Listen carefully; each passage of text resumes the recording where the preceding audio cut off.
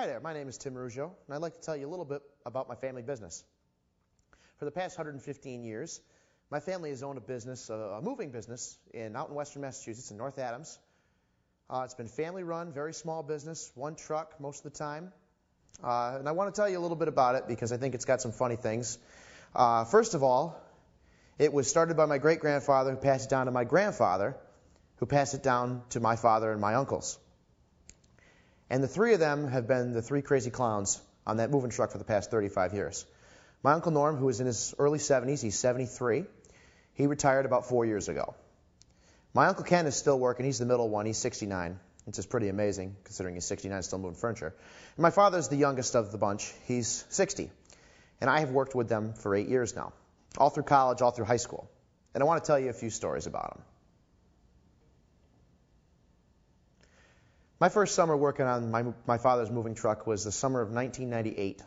I was 15 years old, and it was a long summer. It was hot, and we were doing a lot of jobs. We were moving a lot of people out of a PCB-ridden area, and they were going to tear all the houses down.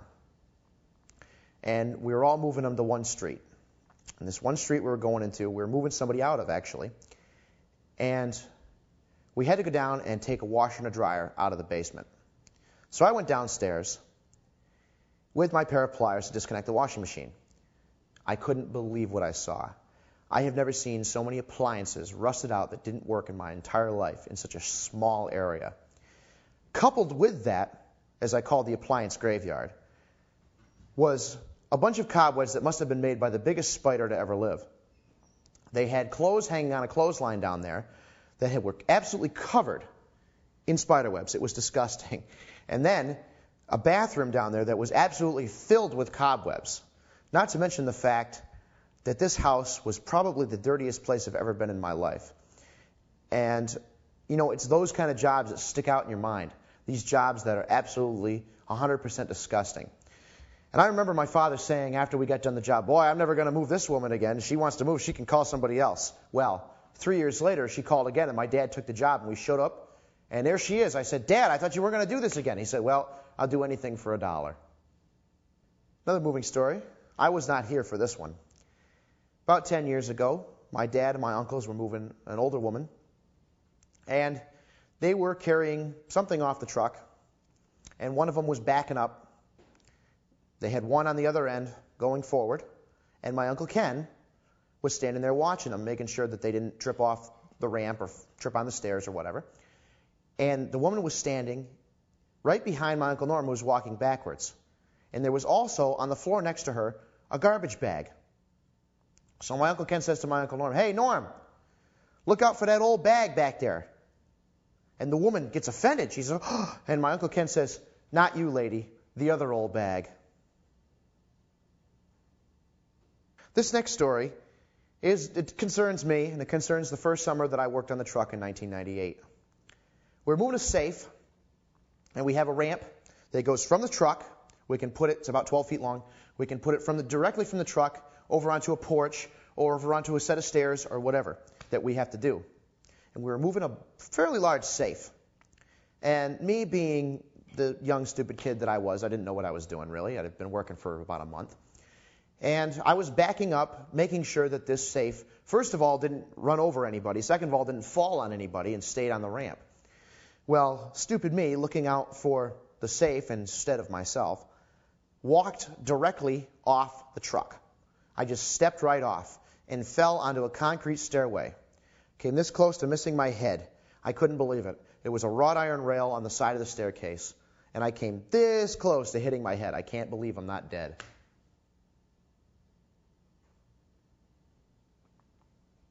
Along with moving, my family used to deliver appliances for the electric company. The electric company warehouse of appliances was here in Worcester, and they'd come down here once a week. And they'd drive from Worcester, they'd pick up the appliances, and they would drive out to Northampton, Mass, and take Route 9 all the way. Well, there's a little bit of a speed trap when you're on Route 9 in Belchertown.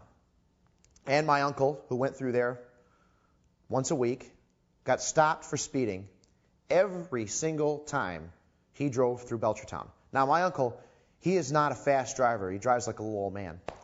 And He got stopped so many times for speeding in this speed trap, the cops knew him by name. Hey, Ken, why don't you slow down next time? Yeah, officer, I will. By the time he got done doing this, he had a glove compartment absolutely full of unpaid speeding tickets. And I don't think he ever paid them, even to this day. When my grandfather was running the moving business up until 1970, he was always a very fair businessman. He never overcharged people at all.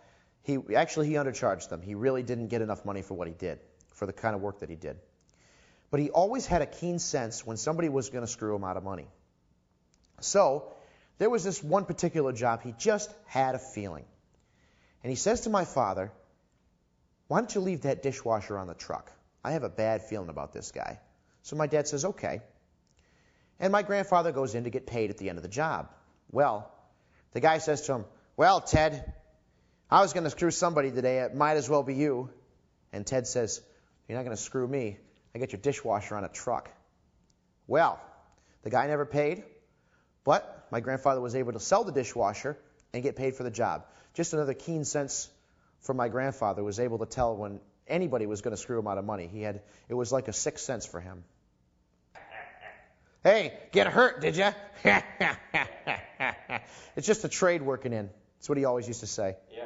My grandfather always used to say, hey, you get hurt? Don't worry, it's just a trade working in. Well, my uncle's been working on this truck for 55 years, and I guess the trade is still working into this day because he gets cut on his hands all the time. You know, working for my dad has always been a little bit like working with the Three Stooges, especially when my Uncle Norm was there. We had four of us working. And my Uncle Norm was the comedian of the bunch, really. They were all pretty funny, but my Uncle Norm had a really sharp wit. And he used to say things like, they had a job one time, they were moving a little old lady. She was moving off the third floor of an apartment complex, third or fourth floor, something like that. It wasn't the first floor. And she says to my Uncle Norm, she says, you know, I got to get out of here. There's a peeping Tom here. And my uncle looks at her, he says, you're on the fourth floor. Who is it, lady? Superman?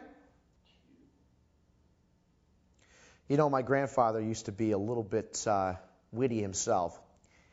And they were moving, this was obviously before he retired, this was in the 1960s.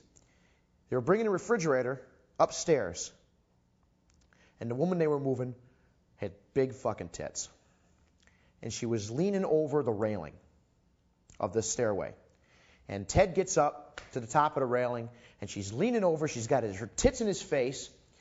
And she says, hey, Ted, is there anything I can do to help you? He says, yeah, you can get your tits out of my face.